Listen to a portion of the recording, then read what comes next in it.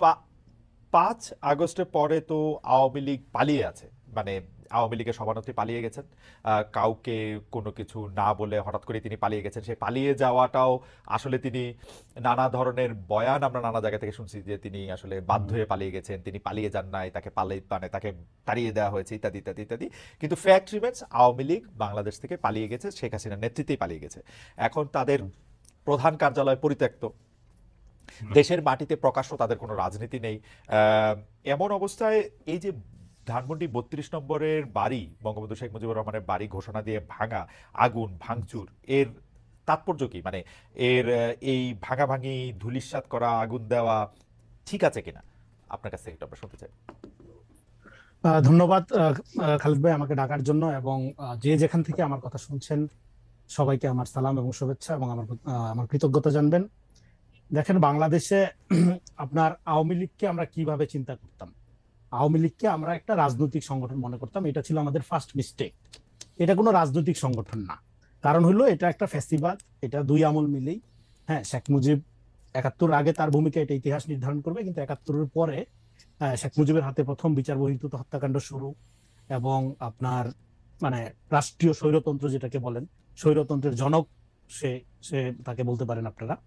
তারপরে সেই আপনার ধারার একটা চূড়ান্ত পরিণতি আমরা দেখলাম শেখ হাসিনার হাতে।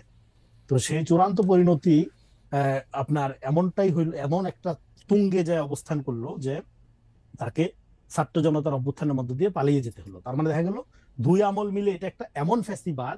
ফলে ফ্যাসিবাদ আমরা জানি ক্লাসিক্যালি থিওরিটিক্যালি যে ফ্যাসিবাদের কোনো রাজনীতি থাকে না, থাকে একটা দানবীয় সংগঠন, এবং সেই সংগঠনটাকে পরিচালিত করে একদল অলিগার্ক।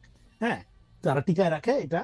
এইটাই হলো ফ্যাসিবাদ, এবং তার সেটা বেস করে প্রধানত মিথ্যার উপরে। যেখানে দরকার নেই সেখানেও সে মিথ্যা কথা বলে, কারণ সত্য কথা বললে তারা রাজনীতি থাকে না। তো এরকম একটা জিনিস যেটা ফ্যাসিবাদের থাকে হলো একটা দানবীয় সংগঠন, থাকে না কোনো রাজনীতি। সেই রকম একটা সংগঠনকে রাজনৈতিক সংগঠন আমরা মনে করতাম, এটা ছিল আমাদের একটা প্রধান মিস্টেক।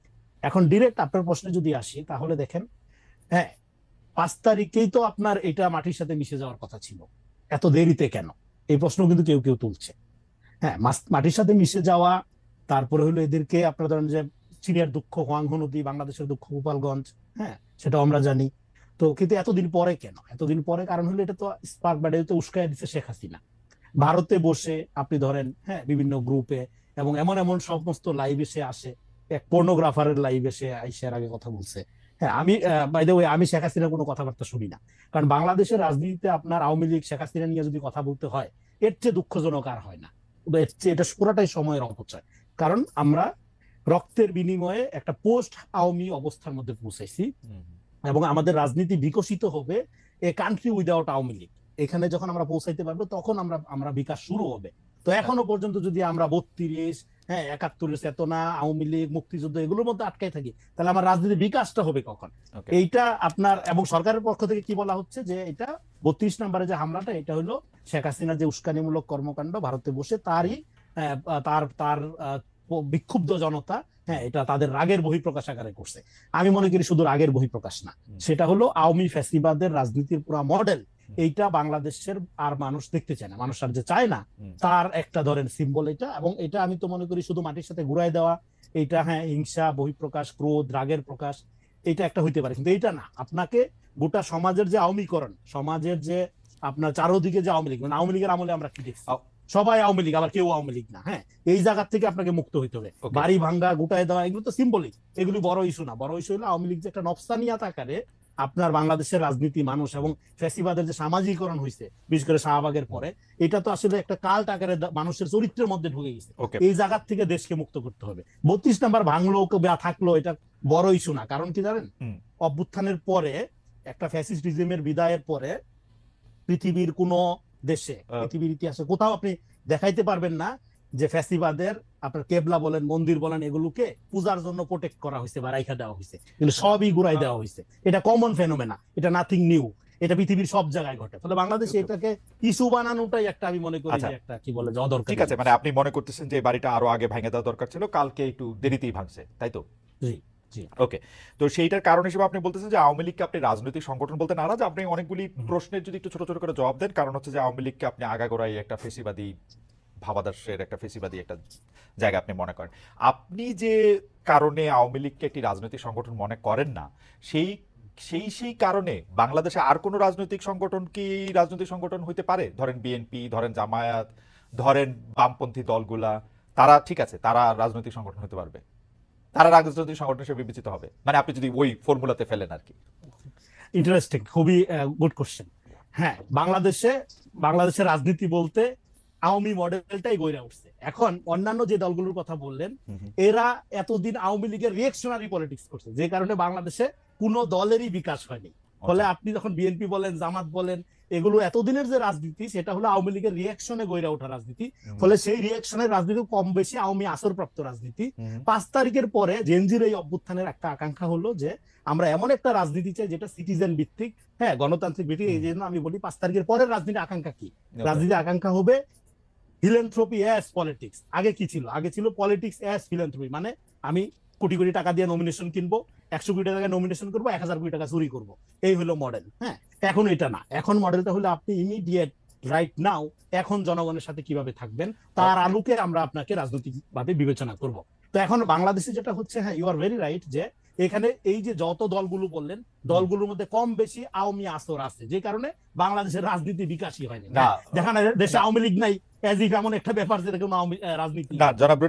জনাব রনি, তাহলে কি আমি, মানে আপনি তো যেহেতু একজন চিন্তক, এই ব্যাপারগুলি নিয়ে আপনার গভীর চিন্তা ভাবনা আসে, এই জন্য আমি আপনার কাছে একটু বুঝাইতেছি। তার মানে হচ্ছে যে আপনি বলতেছেন যে আওয়ামী লীগের মতো করেই অন্যান্য রাজনৈতিক দলগুলি, মানে জামাতে ইসলামী বলি, বিএনপি বলি, জাতীয় পার্টি বলি, বা বাম সংগঠনগুলি বলি, তারা আওয়ামী লীগের রিয়েকশনের পলিটিক্স করতে করতে তারা ছোট ছোট আওয়ামী লীগে পরিণত হয়েছে বা বড় বড় আওয়ামী লীগে পরিণত হয়েছে, তাই তো?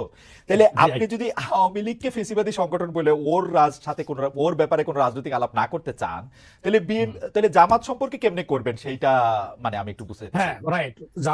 জামাত বিএনপি এরা তো রিয়েকশনের রাজনীতি করছে। তার মানে কি, এরা আওয়ামী লীগের কারণে বিকশিত হতে পারে না। ফলে 5 তারিখের পরে সমস্ত রাজনৈতিক দলগুলোর জন্য একটা চ্যালেঞ্জ হলো যে তাহলে একটা ডেমোক্রেটিক রাজনৈতিক অবস্থার মধ্য দিয়ে, যেটাকে আমরা যেটা আলোচনা করতে চাচ্ছি, যে নতুন রাজনৈতিক বন্দোবস্ত। দেখেন, নতুন রাজনৈতিক বন্দোবস্ত মানে নতুন দলের বন্দোবস্ত না। হ্যাঁ, আমাদের এখানে পলিটিক্সটা প্রেজেন্ট, পলিটিক্স দরকার, আমাদের রাজনীতি দরকার।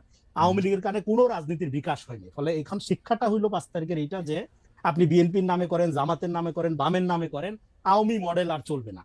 আওয়ামী মডেল থেকে আপনাকে বের হইতে হবে। হ্যাঁ, এই জন্য আপনার প্রত্যেক দলের জন্য একটা চ্যালেঞ্জ আকারে হাজির হয়েছে। You are very right.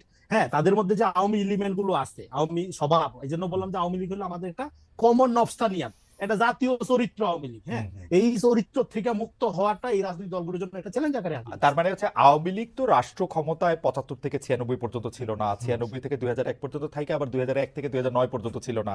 তবুও মানে এই আওয়ামী লীগের রাজনৈতিক মডেল, বা যেটা আপনি নফসিয়ান বা মনন বলতেছেন, সেই মননটা আসলে আওয়ামী ভাবধারাতেই ছিল মানে এখন পর্যন্ত। রাইট। তো দেখেন, আরো সহজ করে বলি, স্পিরিট অফ বাংলাদেশটা কখনো বিকশিত হওয়ার সুযোগ পায়নি বাংলাদেশের রাজনীতিতে। এখানে ভারতীয় বাঙালি জাতীয়তাবাদের যে ন্যারেশন, সেটাই মেইন স্ট্রিম ছিল।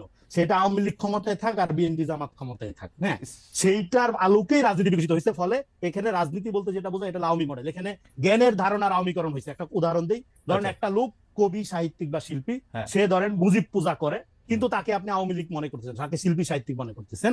আবার একটা লোক ধরেন যে জিয়া বা অন্য নেতাকে যদি ধরেন সে তার আইকন বা সিম্বল মনে করে, তাহলে তাকে আপনি মেইনস্ট্রিম মনে করতেছেন না, আমলে নিচ্ছেন না। হ্যাঁ, সে তৃতীয় ক্যাটাগরি হয়ে যাচ্ছে। ফলে এই যে একটা আওয়ামী ময় আপনার কালচারাল ইন্ডাস্ট্রি বলেন, রাজনৈতিক চিন্তা এবং গণতন্ত্রের ধারণার আওয়ামীকরণ হয়েছে, তার আলোকে দেখা গেছে বিকল্প কেউ নাই, ইয়া নাই। ফলে আমি এই জন্যই বলতেছি যে আমরা বাংলাদেশে রাজনীতিটা বিকশিত হওয়ার সুযোগ পাইনি। না রনি, আমার মনে হয় যে আপনি খুবই ইন্টারেস্টিং একটা জায়গায় কথা বলতেছেন। কারণ হচ্ছে যে আমরা কিন্তু 80 থেকে 90 দশকে, যখন বিশেষ করে হোসেন মোহাম্মদ এরশাদ সাহেব ক্ষমতায় ছিলেন, তখন কিন্তু আপনি যে এই যে শিল্প সাহিত্যিকরণের যে এক ধরনের আওয়ামীকরণ বা বিএনপিকরণ, সেইটা কিন্তু এরশাদ সাহেবের ক্ষেত্রে আমরা পুরোপুরি অনেক বেশি পরিমাণে দেখছি। 75 থেকে 96 পর্যন্ত কিন্তু আমরা আবার আরেক রকম দেখছি, মানে যদি আমরা মোটা দাগের মধ্যে বলি। তো এই সবটা দায় হচ্ছে যে আপনি মনে করতেছেন যে বাংলাদেশের পলিটিক্স যে একটা চেহারা পাইছে, সেই চেহারাটা আসলে আওয়ামী লীগেরই ছাঁচ করা একটা চেহারা, তাই তো? রাইট, এই চেহারাটা তৈরি করছে হইলো এখানকার বামপন্থী যে পলিটিক্স, আপনারা সেটাকে বলে যে আমি হ্যাঁ, যদি নন পলিটিক্যাল বামপন্থা, হ্যাঁ, কালচারাল বামপন্থার সাথে আওয়ামী লীগের যে লিঙ্ক, হ্যাঁ। তার আলোকে এটা তৈরি হয়েছে, যে আ- কারণে এটা বিকশিত হয় নাই। আপনার এখানে কাছে স্পিরিট অফ বাংলাদেশটা আপনার আবিষ্কারই করা হয়নি। আপনার কাছে 5 তারিখের পরে এটা আমাদের টাস্ক হবে, আচ্ছা, দায়িত্ব হবে স্পিরিট অফ বাংলাদেশটাকে ইনভেন্ট করা। আপনার কাছে কি কখনো মনে হয় যে এই যে এইরকমটা হয়েছে এটা কোনো না কোনো স্টেজে বাংলাদেশের মানুষ এরকম চাইছিল, এরকম কখনো মনে হয় না?